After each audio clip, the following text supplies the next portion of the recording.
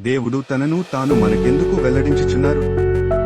ఎలా ఉంటారో మనకు తెలుపవలసిన అవసరమేమిటి? ఈ ప్రశ్న ఏమి చెబుతోంది? ఇప్పుడు దాని అర్థాన్ని మనం తెలుసుకుందాం.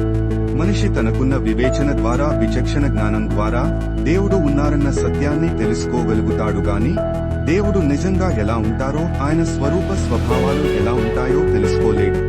దేవుడేమో మనుషులు తన గురించి సంపూర్ణంగా తెలుసుకోవాలని కోరుకుంటారు.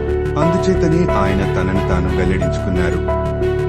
నిజానికి దేవుడు తనకు తాను మనకు వెల్లడించుకోవలసిన అవసరం లేదు.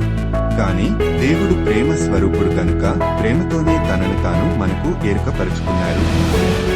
అప్పుడే మనకు దేవుని గురించి తెలిసింది. ఒక వ్యక్తి మనసులో ఏముందో ఆ వ్యక్తి స్వయంగా చెబితే గాని మనకు తెలియదు. అలాగే దేవుడు మన మీద గల అపారమైన ప్రేమతో తమ అంతరంగాన్ని విప్పి చెప్పారు గనుకనే ఆయన గురించి కొన్ని సత్యాలనైనా మనం తెలుసుకోగలిగాం. సృష్టి ఆది నుంచి దేవుడు మొదట పితరుల ద్వారా, ప్రవక్తల ద్వారా, చివరికి తన కుమారుడు యేసుక్రీస్తు ద్వారా పెక్కుమార్లు మనుషులతో మాట్లాడారు. యేసు ప్రభువు ద్వారా దేవుడు తన హృదయాన్ని మన ఎదుట పరచారు. తన అంతరంగ దివ్య స్వరూపాన్ని సంపూర్ణంగా మనకు వెల్లడి చేశారు.